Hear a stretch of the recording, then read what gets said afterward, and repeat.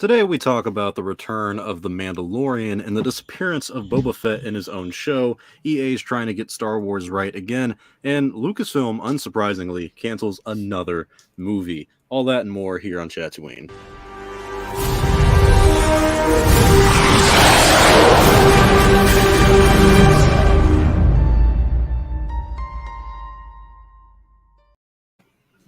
Welcome back, everyone, to Chatooine. I'm your host, Star Wars Only, joined with Dark Daddy Longa, Apple Memes, and Goldman. If anyone's new here on Chatooine, we talk about the news, topics, debate, and simply chat about Star Wars. We're also on Spotify for any podcast listeners, and if you are listening on the podcast, please give us a 5-star review. And if you're watching the show, leave a like, comment in the stream so we can engage with you all.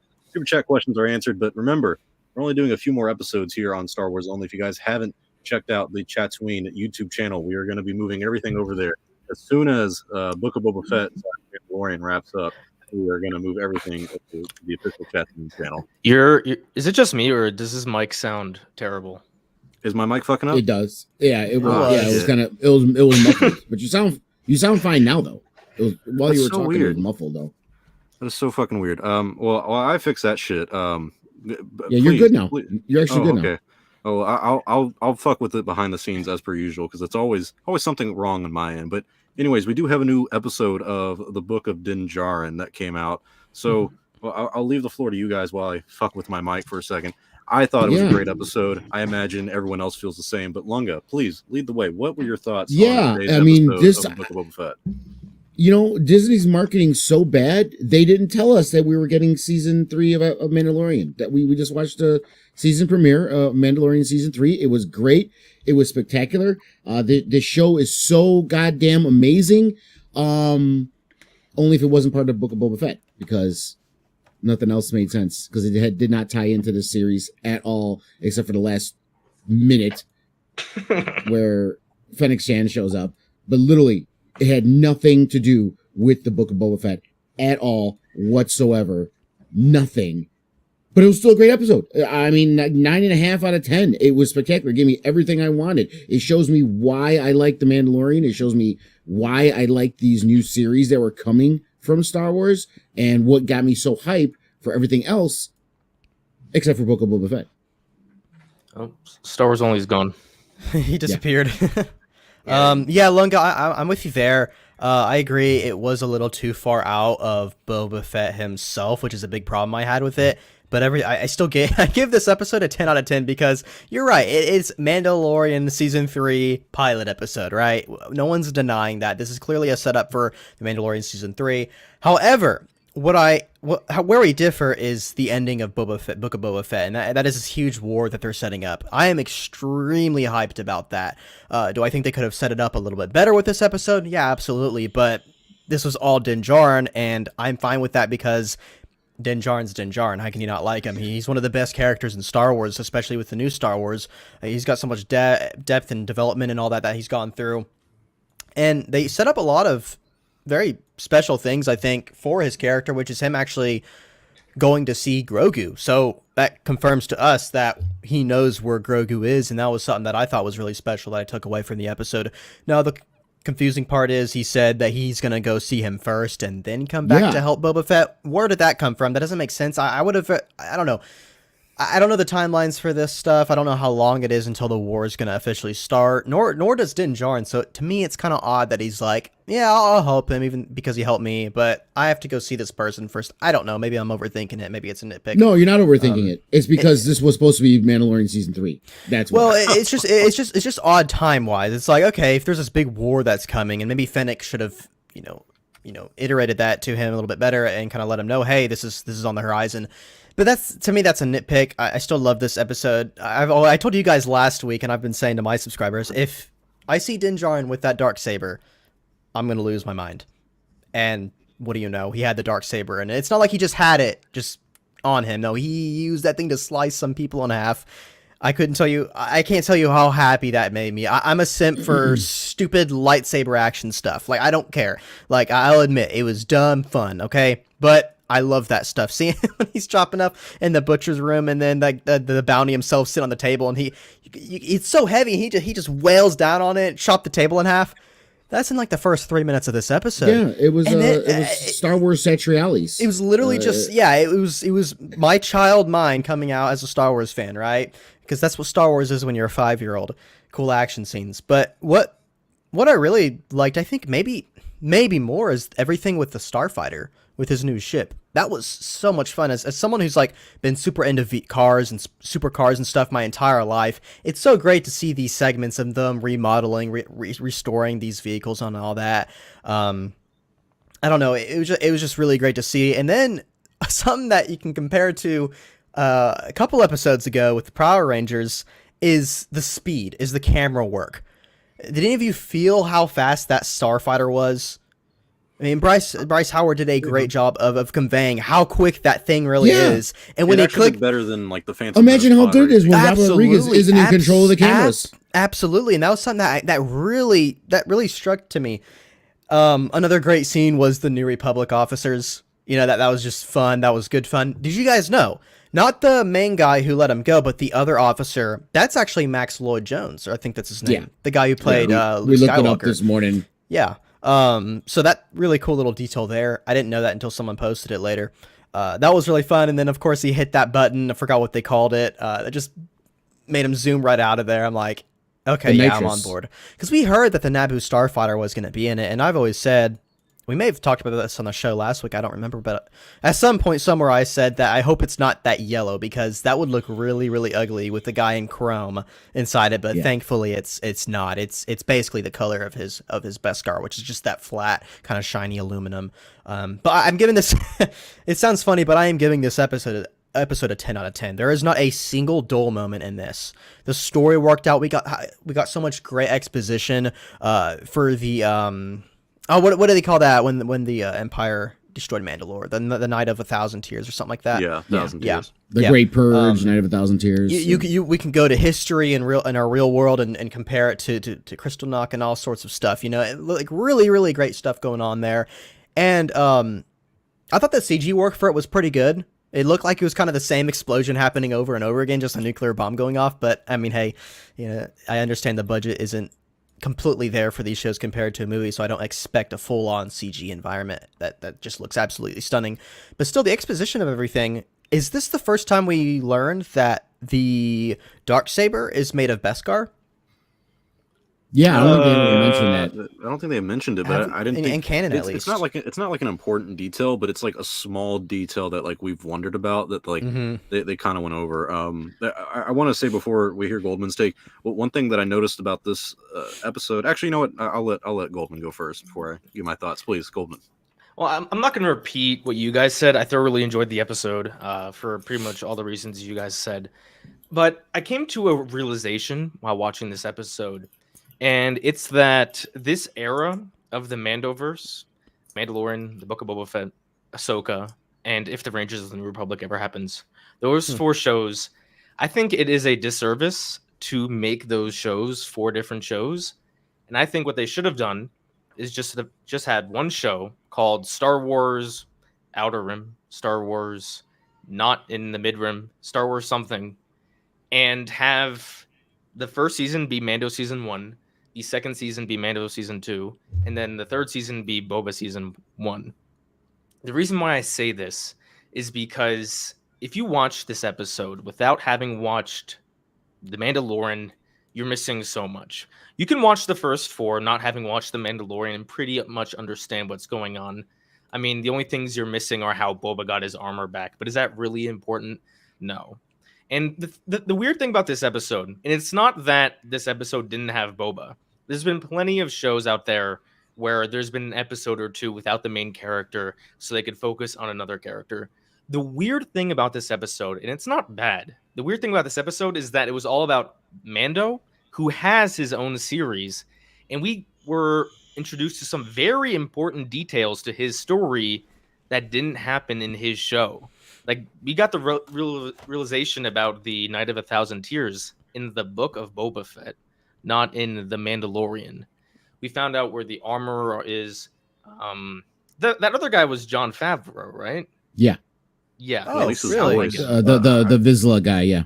That was Yeah, what It was didn't really Paz- sound like Paz it. Vizsla. Paz Vizsla. But I Yeah. was gonna ask Paz Vizsla, Golden, yeah. before I So turned it over to you was what you're talking about of like every question that we had about season 3. I feel like was answered in this mostly, episode.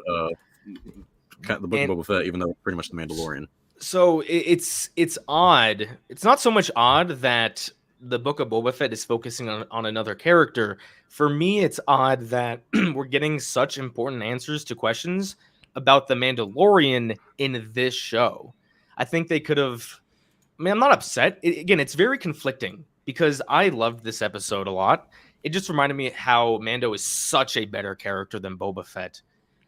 It just, in my mind, I don't treat this as the Book of Boba Fett anymore. To me, this is the third season of the Mandoverse, if you will. And it makes me question, how are they going to, I guess, display the shows on Disney Plus now? Because there's a lot of people who don't understand everything about Star Wars that we do. Like I have a friend who's been watching the show. When he asked me when does this take place, now I guess he should know, but I just said it takes place after Return of the Jedi and before The Force Awakens. So this is just a thought I had. The way they display it, the shows and the movies on there, like same thing with Marvel, right? They'll say Phase 4, it has WandaVision, Falcon Winter Soldier, Loki, then Black Widow. Says the shows and the movies. Once we get a season 3 of Mando, how is it gonna be displayed? How will casual viewers know in the future after Mando season 2 to watch Boba Fett season 1, then watch Mando season 3? Do you understand what I'm trying to say? Is there going to be like a disclaimer when you finish season 2 saying, "Oh, go watch this show first"? I don't know. I I don't look think at there'll look be a at disclaimer. Because I they have think- no freaking plan with this. I don't know what they're doing. I don't think they know what they're doing. I don't understand. Is Favreau I think- even in charge? Does he I know think what's what going they're- on with it? They're giving it the MCU treatment because if you watch like the Captain America trilogy, right? In the third one, Iron Man has some very important stuff for his arc, which was Spider-Man. And you need to watch the Avengers and the Iron Man movies to understand that. And if you don't, it feels weird. But with the MCU, we kind of accept you have to watch all the movies, at least all the important ones, to understand. They're trying to do that with the show, where with this Mandoverse, where you want to fully understand Mando season 3, you need to watch the Book of Boba Fett. And I don't know how I No. feel about that. I think No. I understand where you're coming from. Completely I actually don't different. think it's. I think it's. I don't think it's different. I don't think it's that complicated, truth be told, because even with this episode, like I said, did answer a lot of questions that we already had for Mandalorian season 3. I imagine that if you're a casual audience member, and this is what I am when it comes to Marvel stuff, I loosely know what's going on with Marvel at all times, like very, very little. But whenever I watch like something and I haven't been caught up with either the shows or the movies, Marvel, the writing and the simplicity to the story actually does a pretty good job of letting me fill in the details that aren't that significant or skipping over those beats and not making them all that important. So you could watch Infinity War and Endgame like my mom did, and she missed like the past 5 Marvel movies, but knew everything that was happening. And so I think that's the route that Star Wars is going to try to go to. I don't know about Book of Boba Fett really fulfilling that, but at least the Mandalorian can fulfill that. In this episode, it is a weird outlier. I think it's more of representation of Lucasfilm not really entirely knowing what to do with Boba Fett. I'm really surprised like an episode like this got like greenlit. Like I'm surprised that Jon Favreau or whoever. I mean, Jon Favreau wrote the episode, but like John, Dave, Kathy, Colin Wilson, all these people who are involved with the making of the Book of Boba Fett, including Robert Rodriguez, and they looked at this and they were like, "Yeah, let's have an entire episode of the Book of Boba Fett be about Din Djarin." And it's great because it does answer so many questions about season 3, and it does let us know that season 3, we already kind of know what's going to happen in season 3 now, a lot more than we did going into the Book of Boba Fett. But my big concern is Boba Fett. Is that it is really sad to me that this episode is the best out of the Boba Fett series so far, and it has nothing to do with him. And it's all. I said it earlier. I think someone put it up on Twitter as well. Is that it's kind of clear that Din Djarin, the Mandalorian, that's the current Star Wars. Like that is Star Wars right now, and it's Star Wars at its best. And Goldman, you made a good point last week about like Tamir Morris's acting, and I actually disagreed with you at the time that he's a fine actor. But you were talking about how when Din Djarin is on screen, you can tell his emotions just by the armor. And I was like, I can't. I didn't understand that at the time because I was like, I feel the same thing for Boba. I feel like the acting's fine. But looking at this episode, it's night and day. I mean, Din Djarin's character does such a great job of really explaining how he feels just by subtleties in his movement, as opposed to Boba Fett. So I love this episode. It is a 10 out of 10. It is a great hour of Star Wars to me. It's nostalgia and member berries done right, but it is an extremely unique case of just a random episode out of a series, and this episode could have taken place at any time in the series. Yeah, that's. I gotta pose this question because this is the thing, and we gotta take the shot. I love this episode just as much as everyone else does. It was freaking awesome. Everything about it. And even the Easter eggs, like I've said 100 times, the Easter eggs are great as long as the story around it works. I loved all the little Easter eggs. The pole that they brought in, it was the same pole they used to try to stop the trash compactor in A New Hope. It was the same freaking pole with the little bubbles on it and everything.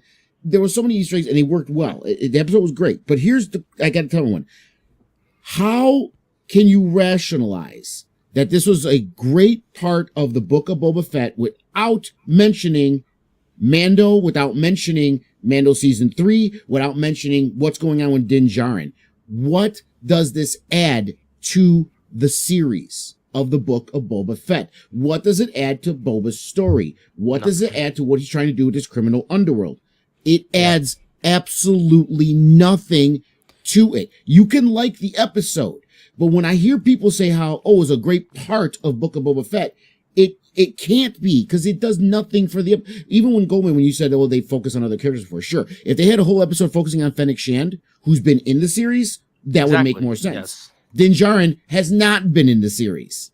Focusing on him makes absolutely no sense at all in this. It doesn't work. And I think people are just so blinded by how good the episode as an episode was and how great it was to see Mando again and remind us of a good show, that they're failing to realize that narratively, this is bad writing for a series. It doesn't fit. It doesn't work. It doesn't propel the plot. We like this episode a lot because it's, out of everything that we've seen so far, it's arguably the best that we've had. I think it's one of the best hours of Star Wars that we've had. It's one of the only episodes I've given a 10 out of 10, but you're right. It does speak volumes of what this means for the Book of Boba Fett, which is already not 8 episodes like the Mandalorian seasons. It's 7 episodes, and now technically it's only 6 because one of them's all about Din Djarin. Pal Memes, you were going to say something about, kind of the structure and the plan of all this and like what this means for Boba Fett. And now he's gone, so never mind. No, I'm here. We had a brief interruption.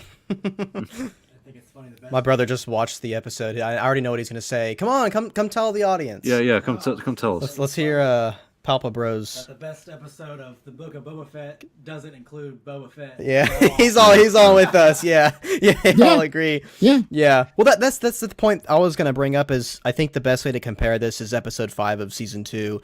Ironically enough, this is also episode 5. Is with the Ahsoka episode. Most of that episode is about Ahsoka Tano, but you still have Din Djarin and the backdrop throughout the entire thing. He still plays I'd say a decent asset to the overall story of that episode. Yes, they set up the Ahsoka show with it. Yes, it's called The Jedi. It's about her.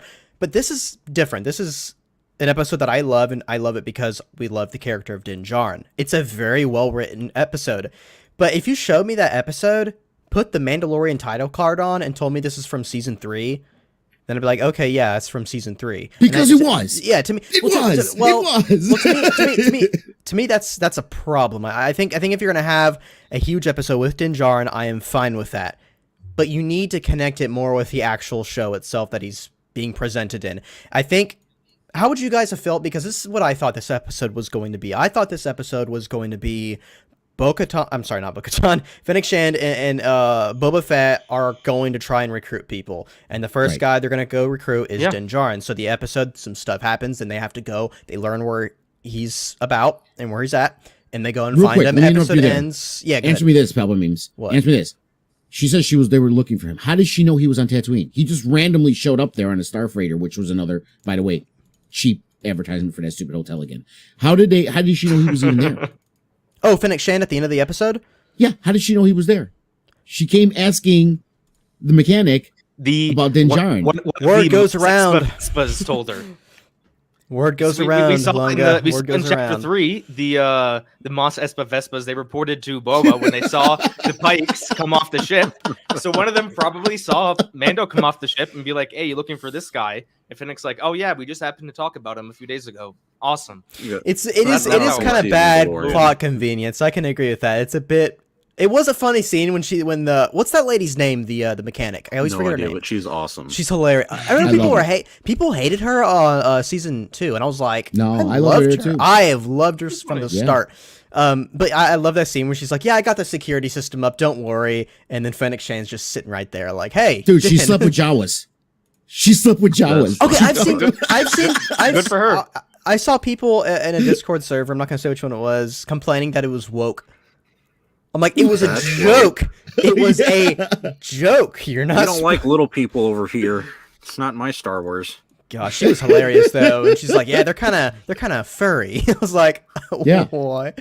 She was great. I love that part, and the whole. I want to say that the I know I talked about it a little bit, but the sequence where they're rebuilding that Naboo in one starfighter, that was some great editing. That was really fun. The droids and everything. That was a really fun moment. That's the problem. This episode is so good, But turned into Fast and the Furious. You know. That's You know what? disrespectful, Lunga. You know what Do not you know what compare Star Wars to Fast and Furious. You know what I love about this episode? And I'm going to stroke my ego here. I was right the whole time because I was concerned. I said, can Boba Fett carry his own show? For the first 4 episodes, there wasn't universal hate, but there wasn't universal praise either. We were a little weird. It's like, oh, these are the exact same people making the first and second season of The Mandalorian. Why is the quality so different here? Maybe they're just having an off day. But with this episode was fantastic, and it was because Mando is a significantly better character than Boba Fett. He's just got a better storyline around him. No. Yes, They just didn't write it. Fett- They didn't write him. They didn't Boba write Fett- him doing anything. That's why. We had 4 episodes of about half the time was flashbacks. And in this one episode, we learned more about Mando's transition from the end of season 2 to where we are now. We learned more about him in that time frame than we did about Boba Fett in 4 episodes. Sure. That's because of the writing. About They Boba Fett? didn't- No, That's because- I gotta disagree. Yes. About Boba Fett's character as a whole, this show, I couldn't care less about Boba Fett before this show. Now I think he's actually a somewhat deep What character. Goldman's saying is that No. like this episode progressed the plot for Mandalorian and Din Djarin simultaneously in a lot of ways that 4 episodes that the Book of Boba Fett hasn't really done. I mean that is kind of the overall Plot, I issue can here. agree, Goldman, but like in terms of character himself and Boba Fett's development, I gotta disagree there. I think Boba Fett has gotten some good development over He got these some 4 development, episodes. but we learned a decent much about Mando and like what his mental state is. Yeah, Oh, for sure. He really Yeah, misses the yeah. kid. And with Boba Fett, what he's more yeah, but we already now. knew he was gonna miss the kid. That's not development. That's just the we little already knew package that. with the Beskar chainmail. Apparently, noticed there's not that? chainmail. You noticed Was the package was shaped like him? Gargoyle's Yeah. head. I'm waiting for the Etsy products that have that in their It's package. like the Chinese restaurants that do the foil like a duck. Yeah, And you yeah. get the- I love that. I'm like, I hope everyone else is noticing this because this is amazing. It just makes me want Mando season 3 now. And It's just like And it's I kind of want to frustrating. I want to go back to the other point about Yeah. being able to understand Mando's emotions through his helmet. Because at first I thought maybe it was the directors, but it can't be the acting. Because I doubt Pedro Pascal was actually under the armor there. It was probably some random guy. So it's clearly the directing that's making us understand Mando so well. Why? And again, maybe this is just me. Why can't I get that same directing for Boba Fett? I understand so much Because more Rodriguez. about Mando. Is it simply just Yes, Robert Yes, Rodriguez? just And is it Bryce Rodriguez? Dallas Howard did this. Give this woman a movie. Listen, I was gonna we bring all that joked up, around. yeah. We all joked around about for eons now about the Force is female. The Force is female. Dude, the Force is obviously female because some of the 2 best directors we've gotten so far in Star Wars have been Deborah Chow and Bryce Dallas Yeah, Howard. so to all those people claiming SJW feminism because they found the directors of season 1 of Mandalorian, how are you guys feeling right now? Yeah. Shout out to John Campia. I don't know if you guys saw. Yeah, I mean, thanks, John, for the 20. I mean, I doubt that's really him. I know Say that it, name. Say it loosely. There's no way. Thanks, John. John Campia. Someone messaged him on Twitter. Mr. Campia. Well, this episode is. I think it's gonna. Well, when you're talking hold about on. like that actually, when you click his name, it actually goes to his channel. Oh, No shit, way. Well, shout out to John Campia. Thank you for $20, buddy. I'm trying to think what good takes I've liked from him. That one Pablo Twitter fiasco thing. I love how John like quickly dismissed that and was like, "Oh, that was overblown." I appreciated that. John's a funny guy. But anyways, We're just like, poor- oh, it's actually him. What's up now? Thank you, John. Very cool. Yeah. Yeah. yeah, Yeah. feel Interesting. I free take to- back all the times I've called you dry white toast, John. I take it all back. But You know, John, I feel bad. I don't know too much about you. If you're still tuning in, He doesn't like the Rise of John Skywalker. John, is we are true. not gonna get along. No. I feel like Hey, probably agree with if I him can tolerate mostly. you three right here, I think we'll be fine. Oh wow. Tolerate with an asterisk. Yes. But one thing we tolerated today was the excess of like Book of Boba kind of like slander. It seems like no one's like. I mean, where do we go from here? These next two episodes, one's directed and written by Dave Filoni, which is next one, and then the one after that's the season finale. Big How war. much can you really It's a get? big war. And what's funny is like we ran that scoop. I don't even remember how long ago it was now, but about Luke Skywalker, Han Solo, and Well, potential spoilers for the audience. yeah, if you haven't been caught up to date, You already yet. said But- it. It's too late. But yeah, we talked about Luke showing up, Han Solo showing up, and word on the street is coming from a friend of the channel, who won't be named, I guess, because I don't want to fucking put him out there, but who also mentioned that like we may see a young Ben Solo show up with Han Solo, which would be annoying, but it could happen. But so you have those rumors, you have the Bosk rumors, you have the rumors about like Cad Bane showing up. All of this is supposed to happen within 2 episodes now. And that is, I'm not going to say cause for concern, but it's cause for us to go like, really? The slow burning pace, and then this episode that had nothing to do with Book of Boba Fett, and now you're telling me I'm going to get all this crazy cameos and whatnot. Are we about to get 2 of the best episodes of Star Wars of all time in these next 2 hours? You are. With a 50-50 track record from Dave Filoni when it comes to writing and directing live action?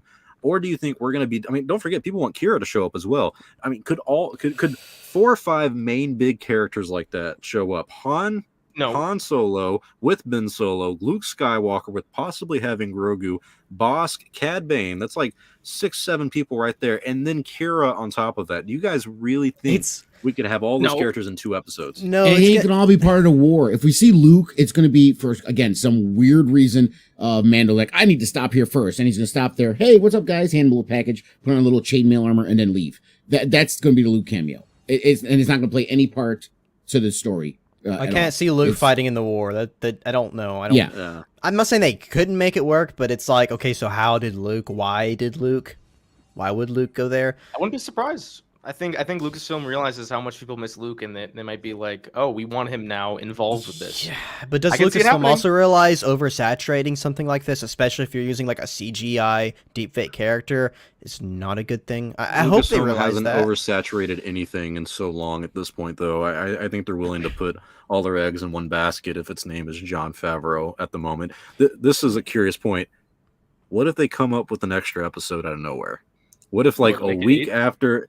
Yeah, like because Does it's a anything really come weird out thing. after the show? I remember originally going back when there was the leaks before it came out. They were talking about it was supposed to be 8 episodes.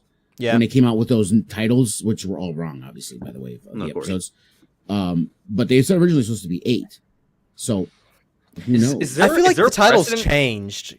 Sorry. Is there a precedent for this where did Lucasfilm officially say there will be 7 episodes? I'm not Yeah, sure. I when the can try to trailer find it. dropped, they said a 7-episode series or something like Okay. that. Is there a precedent anywhere ever where a studio will be like, "Oh, we have X episodes in the series," and then during the finale, they're like, "Just kidding, we got 1 more." That seems very Mhm. odd. And then if they do that, we can no longer trust Lucasfilm in a good way. But that's a I mean, good we sign. just watched an entire episode of a series that had nothing to do with the series. So I don't think anything is beyond the realm put of it past approach them. with these guys. No. Then I don't know, Goldman. I'm sure like The most I'm recent sure thing that's I can think happened of somewhere. is Rick and Morty. I think it was season 3. There was such a long gap between seasons 2 and 3, and then one day on April 1st, they dropped the first episode of season 3 out of fucking nowhere. And then this most recent season 5 finale, they did a part 1, and it was kind of like, oh, what the fuck? And we were kind of like, oh, that's the end of the series, I think. Or I think they did a 2-part premiere, and then they kind of trolled the audience, and they were like, oh, you really think that was the end? This next one is like. And the next episode was mind blowing. So there could be situations like that, but I would be I would be genuinely and pleasantly surprised if we get the ending of episode 7, and it's supposedly the season premiere of finale of the Book of Boba Fett, and then a week later, we all just wake up and everyone's like, "Yo, did you see the new fucking episode? Like, they dropped one out of nowhere," and it's the one with like Kira or Luke or Han, like just something wild like that. I think they'd advertise it. I mean, you would obviously leave the episode 7 on a cliffhanger, then you would advertise within the episode at the very end. Episode 8 releases. Huh? We already know Lucasfilm can't market crap, so they gonna anything. But that's what I was saying. They could do what Cloverfield Paradox did, which is you launch this commercial literally out of nowhere. They did it at the Super Bowl game, and they launched a new commercial, and they were like, "Hey, this is in the Cloverfield universe. It's a brand new movie we made. No one knew about it. We did no advertising for it up until this point. And by the way, it's out right now." That did great marketing for Cloverfield Paradox. If Lucasfilm did something like that, not even just with like a extra episode, I think if they did an entire series like this one day, I would give them mad props. Of you just do this huge marketing thing, like just on one day, you just come out with this amazing trailer and like, look at this great content, or in this case, look at this amazing episode of the Book of Boba Fett that we told you nothing about. You thought the series was over. Here's the trailer. By the way, it's out right now. Like, I think people would freak out. That would be very interesting. What if instead of that, the season ends and there's kind of a cliffhanger, and like boom, we're having a straight to Disney Plus movie coming out some point this year before the Mandalorian season 3 comes out. I wouldn't mind a movie. I think the problem would be is trying to market it, because with Lucasfilm, I mean, we'll talk about it as like the last topic. They're unreliable on the movie front for sure. More reliable on the shows, surprisingly. A small screen movie. So yeah, like the J.D. Dillard movie. I want to get back to the Book of Boba Fett, because I really want to discuss the change of vision. Like, everyone keeps talking, like when I say this is bad writing or this is a bad system, people are like, well, Favreau's still a part. He wrote most of this. He wrote just about all of it. A director can seriously change the tone, vision, and view, even if the script is still there. So just because he wrote something, you could see the difference. And I really think John is giving Rodriguez just a lot of leeway. Like, this is the script, you do your thing. And I think he's repositioning things. He's moving things around, and he's putting them in different orders, and he's showing it us the way he wants us to see it, rather than like Bryce. We saw what we can get with this, even though it wasn't about Boba Fett. It was Din Djarin, but it felt like Star Wars, and a lot of the stuff we've been feeling didn't feel like Star Wars. And even Din Djarin, this was when Goldman was talking about how Din Djarin's just a better character. I know it's how he's being presented. Din Djarin walks in like a badass immediately. Your boss is dead. Okay, he just comes in as a badass. And let's think about this. Let's think about the Mandalorian, this character we know nothing about. No one knew who he was. Everybody was intimidated by him just because he was a Mandalorian. That's it. Nothing else. No reputation of him as a person, just because he was a Mandalorian. Boba Fett, who has Mandalorian armor, and people figured he was a Mandalorian, and he has name recognition as Boba Fett, has the name. K-Dots came up with his name, and the show needs to be changed to the Book of No One's Scared of Boba Fett, because that's what is going on here. It's how he's being presented. He's not being presented in the right way, and then we get this whole 3 episodes of flashbacks basically that don't progress the current plot forward at all. There's supposed to be a parallel. You're supposed to see something in the current timeline, and when you go to a flashback, that's supposed to push that part up forward, but it doesn't. He's almost forcing these flashbacks with the back to think. Nothing that's happening is making him have these flashbacks. And it's all the presentation. It's all the way Rodriguez is putting it out there. And that's why I'm having such a problem with him. That's why I think the problem with this series is literally Rodriguez. That the story was there, the plan was there. Episode so far. I mean, he didn't direct episodes 1 through 4. I mean, he directed the first episode and I think the third episode. First and third. Basically, my least favorite episodes. And Lunga has a point. The directors do have a good sway over things. I don't think it's as narratively as some of us would want to think, possibly. And I think he is the technically showrunner, even though Favreau's in charge. He is the showrunner for sure, because he's the one who's like directing and executive producing and having some influence over the story. A showrunner typically has to have like 2 of the 3 boxes of those checked, and he has all 3 in this situation.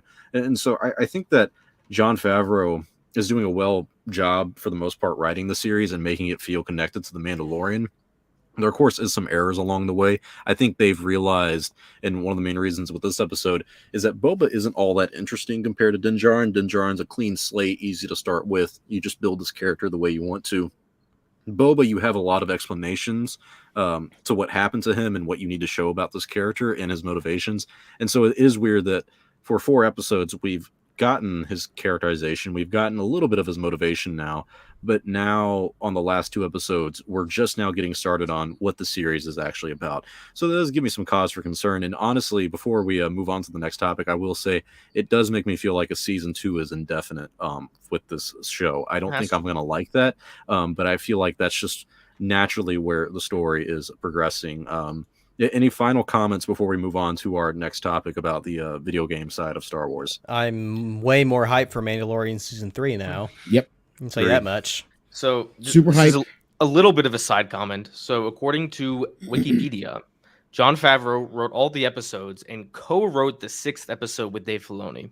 So Dave Filoni's not only directing episode 6, he also wrote it as well. Yeah. Just interesting tidbits. Are we going to get maybe an Ahsoka?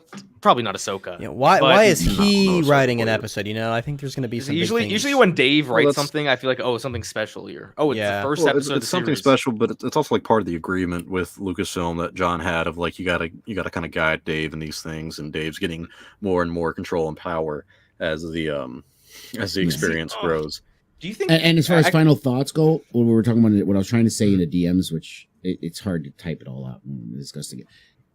If we think back to that whatever day was the Disney Investor Day when they announced all those new projects and everything. Book of Boba Fett was filming already when they made that announcement, and that's when Favreau had to clarify on Good Morning America about how, oh no, this isn't season 3. We're doing season 3 of Mando right after we finish filming this one and all this other stuff.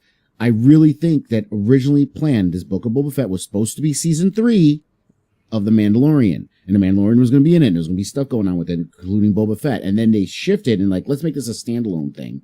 So they could have, like that stuff we saw, that's what I was getting at. That makes sense. technically it was supposed to be season 3. And that thing they shot was supposed to is part of this series. It wasn't, they didn't just film it for season 3. They filmed it as part of this series, but it was supposed to be Mandalorian season 3. And when they changed everything, they kept that and put it in, and it's just a whole episode, but it's out of place because they changed the series. Why do you think they did that? Because people would be Because upset. it's Lucasfilm. Why did they do anything? Well, that they did? can't just say the reason is because Lucasfilm. Put on your thinking caps here. Why do you think they decided to make this decision? Because people got upset because they thought the Mandalorian was being canceled, So you think that? No, and they had to clarify it. And they're I don't like, think "Oh, so.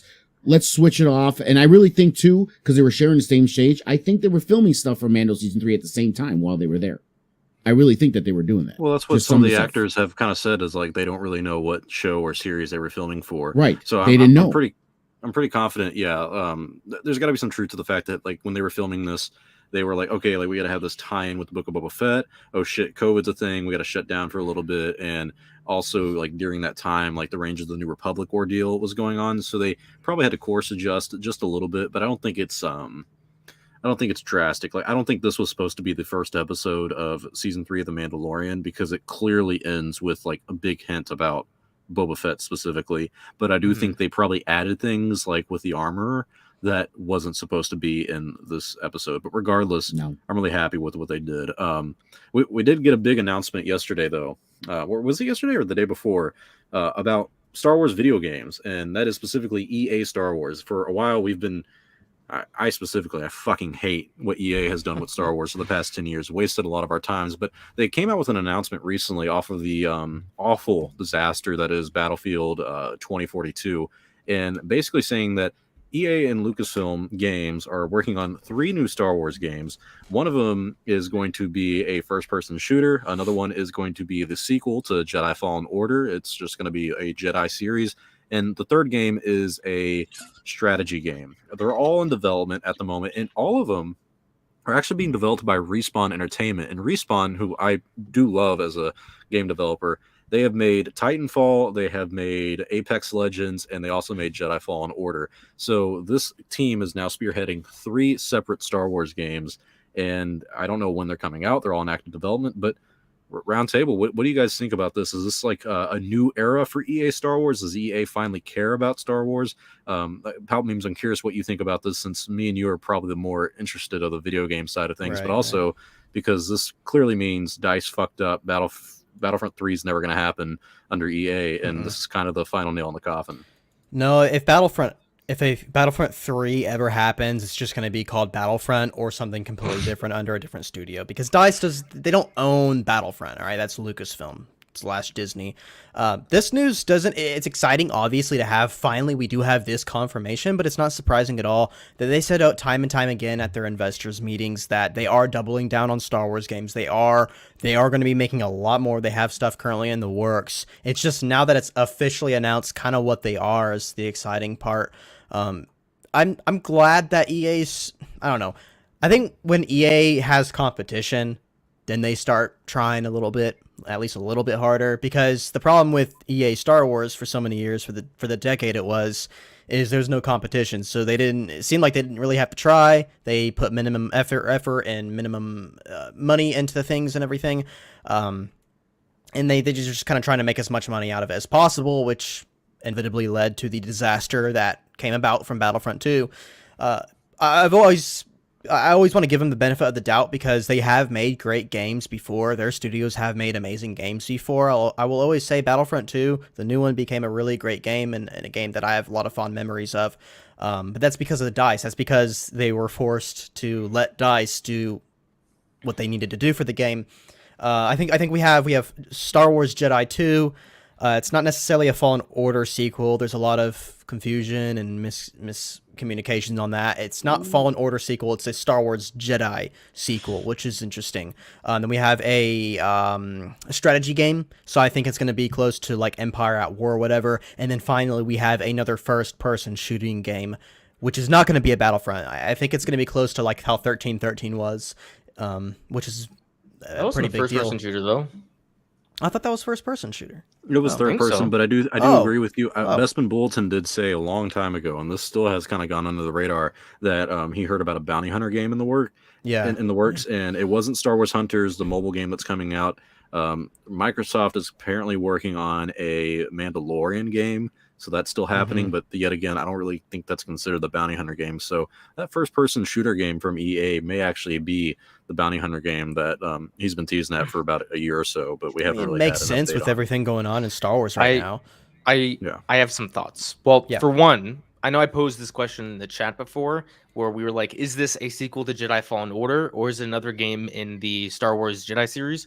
According to Matt Martin, who's someone who works at Lucasfilm, he replied to when Star Wars tweeted out about the announcement. He said, 3 more new Star Wars games in development, including a sequel to Jedi Fallen Order. That's what Matt Martin said.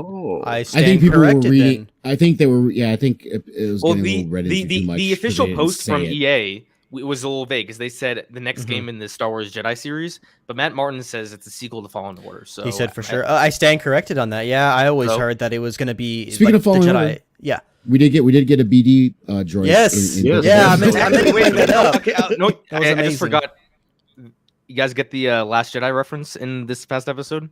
Wait, give me a hint. See if I can pick it up. They were talking about the speed of the N1 starfighter, and the curly-haired lady was like, "It's as fast as a fathier," which are the horse things that Finn the Rose fathiers. rode. Yeah, she dropped so many. I was so happy. Bombs a little too many references, you know. Yeah. No. Yeah. Okay. Yeah. So, Yellow was like, she's literally explaining the entire Star Wars universe in one scene. Yeah, right, exactly. Okay, so we are getting a Fallen Order sequel. I'm assuming that's still going to follow Cal Kestis. What the heck are they going to do with that? Make Marin the main character. That would be amazing. I love that. Marin. Yeah, I can see that. that. I'm a huge Cal Marin shipper. Oh, of course. I mean, she's the big titty goth girlfriend everybody's wanted to see. But one thing I wanted to say with her is that, like, you know, Emperor Palpatine in Return of the Jedi talked about, like, he called like a lightsaber a Jedi weapon, and ever since then I've always been fascinated with like what other powers the dark side can offer outside of fucking Force lightning, because anyone who's written Star Wars has gotten uncreative with like dark side powers, and they're like, oh, is he evil? Force lightning.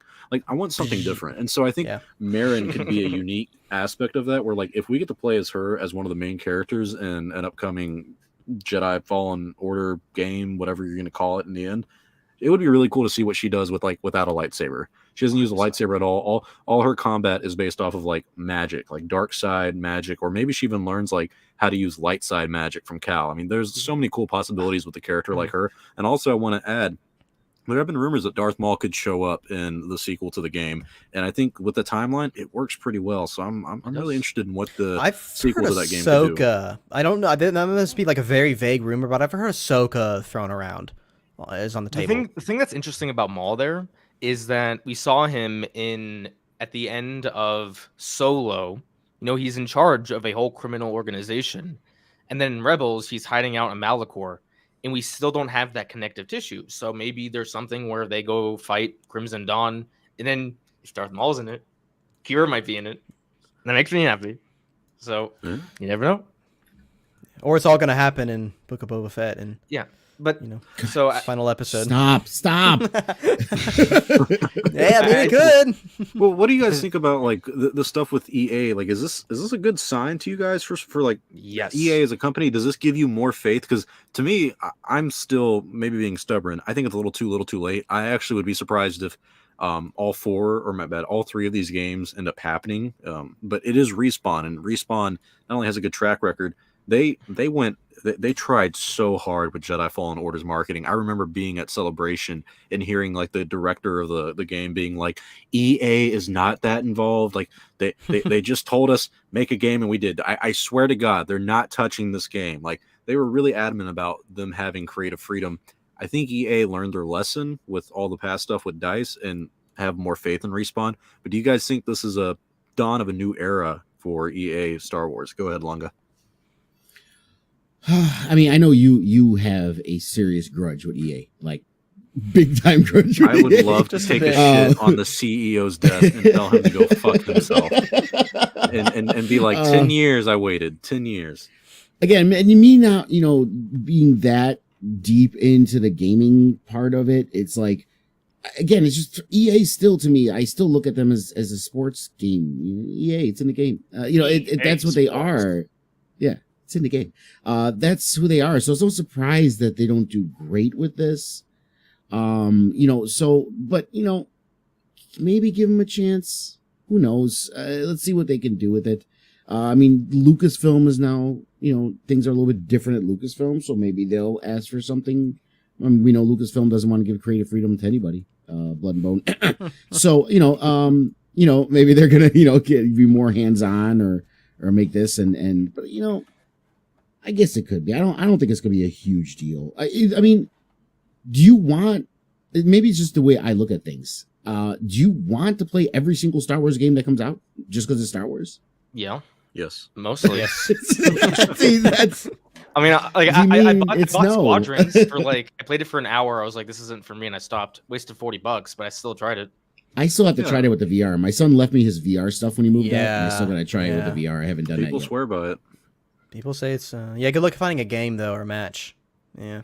Well, yeah. I mean, that's been the problem with. Has EA, it gotten that bad? Nobody's in there anymore. Yeah, I mean, the game died over a year ago. Yeah. Well, yeah. I mean, you guys remember when it launched? Like, it was like, oh, this is cool. We can all squad up, and then like after a week, we were like, this is like a very niche kind of game that like you have to be like. Eckhart's Ladder is the only YouTube channel that I know who even like remotely promotes or talks about it because he had those tournaments. So that's why I'm like really.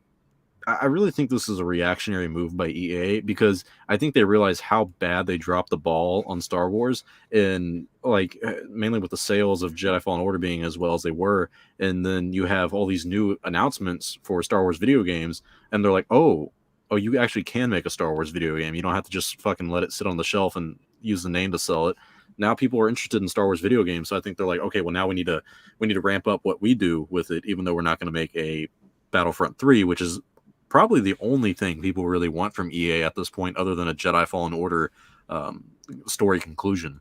So I'm very curious on how this next 5 to 10 years will go for EA Star Wars. If this will be like a good start for them, if they can be redeemed in the eyes of fans, or if this is just going to be something that they're trying to do to, say sorry. if you will. Yeah. So, considering EA was a partnership, do Star Wars only give any credit to EA for Fallen Order at all?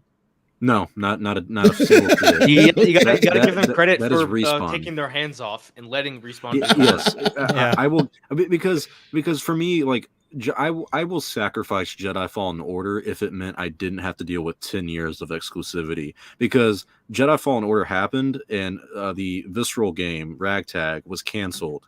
And like that to me, that stuff's like the unforgivable stuff. Like, you shut down a very great studio, you shut down a game with the Uncharted lady who was going to make what seemed to be a great Star Wars game. They really wasted, and I hold by this stance, and I probably will forever, that they really wasted a great opportunity for Star Wars in a new era of Star Wars. 2015, I mean, Star Wars could not be at a better moment, and then they fucked it up with the first Battlefront game. They really didn't. I remember growing up with the LucasArts of like the early 2000s and late 90s and whatnot, where you got game after game after game. And for me, playing like KOTOR, playing SWOTOR, playing The Force Unleashed, that really solidified me as a Star Wars fan. And I don't think without those games, I would be a big Star Wars fan like I am today. I think those were really integral to forming my love for the franchise. And I think a lot of kids my age would say the same thing. So I feel like those 10 years of wasting our time wasted an entire generation of potential Star Wars fans for shit like Fortnite. You guys remember the movie games, Phantom Menace, Attack of the Clones, and Revenge of the Those Sith? are cool. Lego Force Awakens. I never played those. You know We what? got Lego Force Awakens, yeah. I have my own comments. I think I'm more optimistic, and this could be a very poor take, but maybe since EA doesn't have the exclusivity anymore, there's a little less pressure on them. They're like, okay, we're giving our games to Respawn. They can make their games. We got the what's an open world game? Is that what Ubisoft is making? Yep. I feel like Yeah. that is the company that has the most pressure on them to perform. And there's another game also by someone. Star Wars Eclipse. By Star Wars Quantum Eclipse. Star Wars Dream. Eclipse. Yes. Yeah, And that's then, the big one. There's so many things. and the thing with EA is, since they already know that Lego The Skywalker Saga is going to be the best game in the franchise since the complete saga, there's not that much pressure anymore. You know, we can make our games. Lego Star Wars is going to be fantastic, and let's hope our games can be even remotely half as good as this Lego game. And if they are, that'd be great. Yeah, and speaking of pressure, we know that working with Lucasfilm, or when DICE was working with Lucasfilm, a few developers have come out and talked about how it was very difficult to work with them because every little thing that was added, every skin, every texture, it seems like, had to be approved by Lucasfilm before they could publicly release it at all. And so I think that was one of the big problems with Battlefront is the developers would create all this stuff, but then every single tiny detail had to go through with Lucasfilm because it was all canon, it was all that important. And I get that, but I wonder, when you speak about pressure, I wonder if because the scale is broadening, we have Lucasfilm Games official now, so it's not just going through, random people. I think overall, Yeah. for not just for EA, but I think games are going to be made with a lot more freedom, a lot more creativity, and there's just going to be more publishings overall. I do want to say one more thing, and it has to do with the D word, diversity. I am really happy that all three of these games are fairly different from each other. We got a Fallen Order game, which is probably going to be single player.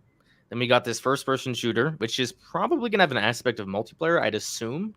Probably won't be as big as Battlefront, but maybe there's something to it. And then we got a strategy game. I've wanted a Star Wars strategy game for so long. We have Empire of War came out a long time ago. I'm so excited for a new strategy game. So yes, I'm glad there is a diversity of different types of video games coming for Star Wars. Yep. Yeah, I agree. I mean, this is true. This is what we should have had for Star Wars for the past 10 years with EA, of multiple games coming out, a lot of competition. Going off of like what's confirmed, we have 3 games from EA, open world from Ubisoft, Star Wars Eclipse, Lego Star Wars, the Skywalker Saga. That's 6 games right there. 7 if you're counting the Microsoft Mandalorian game. 8 if you count the Bounty Hunter game. Oh, my bad. I forgot. Number Hunters. 9 is Knights of the Old Republic remaster. Yes. 10 if you add Star Wars Hunters. And so that's 10 games in that we're rumored to get within the next 10 years. That is, And not one of them is Double. giving me anything that I want. I want a World of Warcraft style Star Wars game set in an era that's not the Skywalker saga, where you can be Sith or Jedi or Mandalorian. Isn't you that can Eclipse? create a character. No, Eclipse is you're not. you're not going to be a Sith in Eclipse. No, and not only that, it's not like World of Warcraft. It's not massive multiplayer online. It's just a story game that you're playing, single player Mm. Okay. story. but like so, like a World of Warcraft thing where you interact with other players and you can create your character and customize your character and make it be what you want it to be and pick a different path, whatever path you want to choose. Start out as a Jedi, you can turn to a Sith later. You know, I mean, that's the kind of game I would love to play as a Star Wars fan. Galaxies. I mean, that sounds what it could be. I mean, Star Wars Galaxies. Yeah, sure, SWTOR. Let me play a game that's how freaking old. How old were you guys when it came out? I mean, I was Don't ask me. I was probably 12, honestly. Actually, I remember seeing the trailer for it, seeing Malgus, and being like, "What the fuck is Vader doing here?" I was so confused. So confused. It's not the same. No, but it's not the same. And SWTOR, again, we said that the storyline in SWTOR was not as good as KOTOR. It's a little weird. It's not the same. And it's old. We're talking about something new. Well, you know what's not new and is completely the same?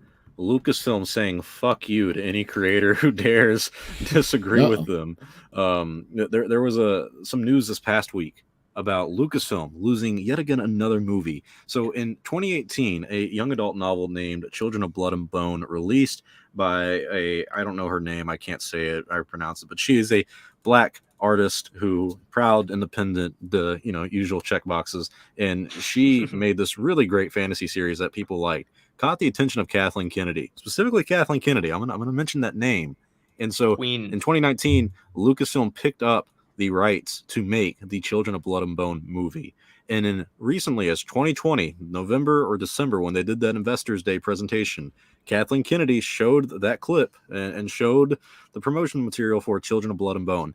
This past week, the Hollywood Reporter came out and said that Lucasfilm let the project sit on the shelf so long that they lost the rights. Now Paramount has picked it up, and the reason that they dropped the movie is, surprisingly, the reason Paramount picked it up. The artist wanted to, the author of the series, she wanted to write the script for the movies. Lucasfilm because they weren't no. doing anything. They weren't doing anything with it, and apparently the Hollywood Reporter is saying that the Lucasfilm brass wants to change its focus from non-Star Wars IP to the usual IP, which is only three things: Willow, Indiana Jones, and Star Wars. And they've only I don't find this excuse very good, but I'm really upset that they let this movie go. Not because I care about the movie. I was going to watch it either way, just because it was going to be from Lucasfilm, but mainly because it's another creative differences issue, and they wasted this lady's time, like 2 or 3 years of her time for absolutely nothing. Tomi Adeyemi, by the way, is your name.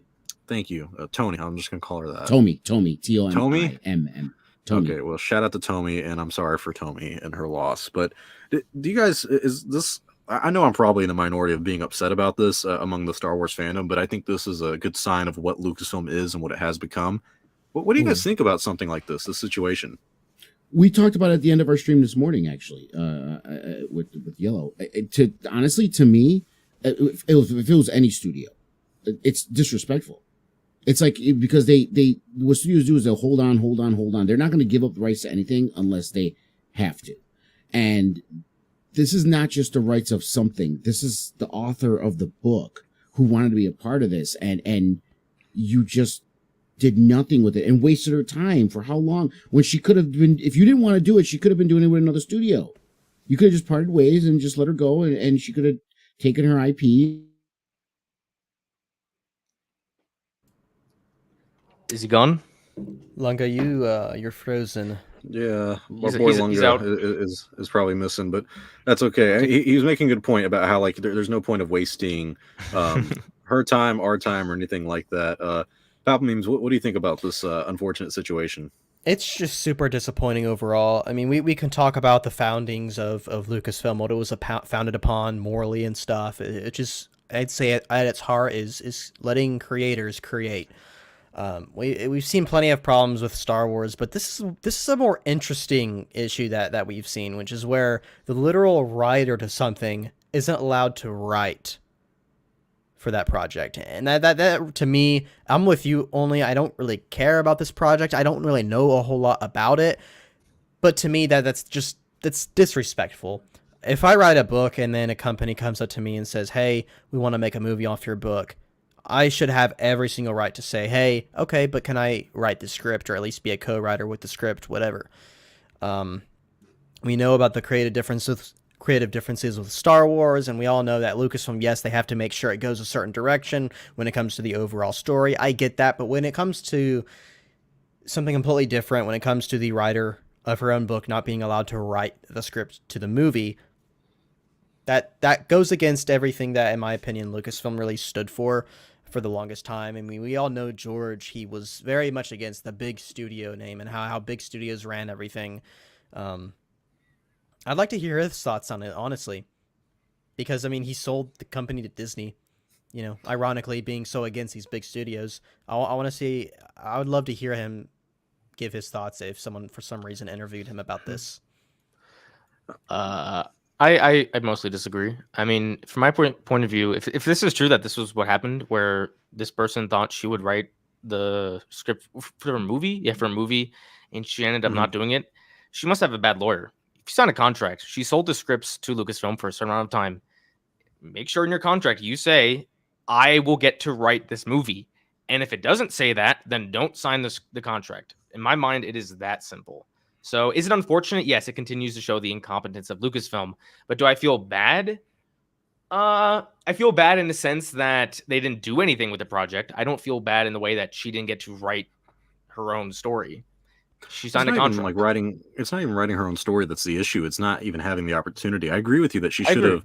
I mean, this was my thing with George Lucas being upset that Disney bamboozled him, and he said, like, "Hey, if you want to buy the company, you're going to buy my scripts and you're going to use those motherfuckers as like the story treatments for the sequels." And then he signs the contract, thinks that's what's going to happen. Then he gets shocked when he finds out they're not going to do it because it's Disney and they don't want to, you know, they don't want to go off of anyone's vision but their own. And so I can understand looking at that situation and being like, well, you might be the victim here, but you're also kind of the idiot for not, you know, for seeing this kind of situation. But I think it is still morally wrong of Lucasfilm to let it sit on the shelf. She comes up and she offers to do it. I don't think she wanted to write the script, but if she's like, hey, like, at the end of the day, this is my story. If you guys can't get it going, let me try it. And the fact that they would say no to that, like that speaks volumes. And honestly, it is. I mean, I don't know. You can't use like the sexist or racist card, but it's very weird that this company that's so proud of like being diverse and all that stuff is literally denying this black author her own story, like the story that she wanted to finish and the one that she started. Like that's incredibly disrespectful. And like Palpatine was saying, it does go against everything that Lucas stood for and started this company for. And it's just a bad sign to me on Lucasfilm. And at this point, it's Kathleen Kennedy. Like she 100%. Is the one who 110% was like, this is my project. I want this lady I want her story. And then they let it go. That is awful. And that makes me lose all faith in Lucasfilm going forward. I don't know what they can do at this point. And my only issue with saying that I want Kathleen Kennedy gone, which is something I haven't said in a long time because I've been like, well, who else is there? Because I definitely don't want Michelle Ridgewand to take over. But something has to change at Lucasfilm. Like it has to. Like I genuinely do not think the direction the company is going right now is going to give like me hope for Star Wars over the next 30 years. I don't think they're making the best decisions anymore. There have been decisions they make that are good, but consistently over the past 5 to 10 years, they have always moved away from what I think this company should be and represent. And so this to me isn't like the nail in the coffin of me giving up on Lucasfilm, but it's me giving up on almost any announcement they make, any good faith decision. Like I just don't think they're doing the right moves anymore. I feel bad for saying that, but that's how I feel. Lunga, you left before you could finish your thoughts. I don't know where it cut me off, but like I was saying, you used the word exactly that I was saying. It's disrespectful. It was completely disrespectful to do this. You could have let her move on, do her thing somewhere else if you didn't want to make it. But this is a studio thing. They do that. They don't let go of anything unless they absolutely have to. And they delay. And a lot of creatives have been hurt because of something similar like this. But with Lucasfilm having the track record it's had, like you were mentioning about creative differences and problems, this speaks to something even deeper than just studios being studios. It's just I don't know. It's like it almost seems like they're just throwing all these things at the wall and seeing what sticks. And instead of and this is why I keep saying, is there a plan? And people are like, yeah, there's a plan. No, is there really a plan though? Because it looks like they're throwing a bunch of spaghetti at the wall and seeing which ones stick, and like, okay, we'll go with that. And it's a hodgepodge mishmash of things, and in the process, creative people are just getting stepped on and destroyed, and their visions not being seen because they don't know what the hell they're doing anymore. Yeah, I mean, they wasted her time. They wasted her creative vision, and like, it's going to be really sad if Paramount makes all 3 of these movies, and then like, let's say 2030, we're all looking back on a Chatooine episode. God help this program if it makes it that long, and we're looking back and we're like, wow, this Children of Blood and Bone is like a huge franchise now, like kind of like the next Hunger Games, because we haven't had anything like the Hunger Games. They did the Hunger Games, Divergent, the I Am Number 4 bullshit. None of that stuff really kicked off. Could you imagine if like this young adult series really does take off and Lucasfilm missed out on it because they thought they could do the story better than the person who created the story? Like, what do you think this speaks more of on Lucasfilm's part? Bad management or like the creative differences issue? Like, what do you think is the root cause of these kind of situations? I think it's They're I think part it's a and parcel moral the same problem. thing. I think it's a moral problem. I think having such a, because I understand with like Kathy, you know, it's her baby. Whether you guys think she understands Star Wars or not, we can go on that all day. But the truth is, you know, she's very close with George Lucas. She cares about Lucasfilm, right? And so I understand it's like the helicopter mom being a little too protective over things, right? There's a moral thing that I think you can say is going on here. I think that's the problem. Is you need to be protective over your company and your stories, but when you get to the point where you're being too protected to where you're not even letting writers write their own story, that's when I think you're going a little overboard. So yeah, I guess that can fall on management because technically that's what Kathleen Kennedy kind of does. But I mean, I don't know. It's just creative differences, really. That was a huge banner. Oh my god! Just covered up Goldman's face. And he's so far away from the camera. Smash It was it. Jeez. It's like Thanos' fucking chin. Yeah, but it's and again, it is this happens a lot with studios with the creativity. I know you tell me, you say, oh, she really cares about Lucasfilm, and I know I'm going to sound like a certain segment, but we got to put this in perspective. I've always said Kathleen Kennedy has a huge resume. She's not new to Hollywood. She knows what she's doing. She's done a lot of things. Yes, but let's be frank. Other than Lucasfilm, her tenure now here, what has she ever ran or done on her own without involving Spielberg, Lucas, or her husband? Okay, well that's not fair if you Well, try to quantify it like look that. At what has Lucas done. But it's the truth. This other is than the only Star thing she's Wars. doing Okay, on her own. Okay, but you can say what would Lucas be without Francis Ford Coppola, like as a guide or a mentor? Like Well, Lucas is no. We're talking about running a company here. We're talking about running a company and making all the decisions. Okay, but Lucas didn't run or make all the decisions for Lucasfilm since 1978. I mean, he's had a Lucas. He still had had a final Lucasfilm say. You're right. He was a sole proprietor. He did have final say on a lot of stuff, but I mean, Lucasfilm kind of sat on idle and eventually started losing money in the late 90s because of him not doing shit with it. So I think with the Frank and Marshall company, or what was it? It's the Frank Marshall and Kathleen Kennedy, whatever the hell they call it.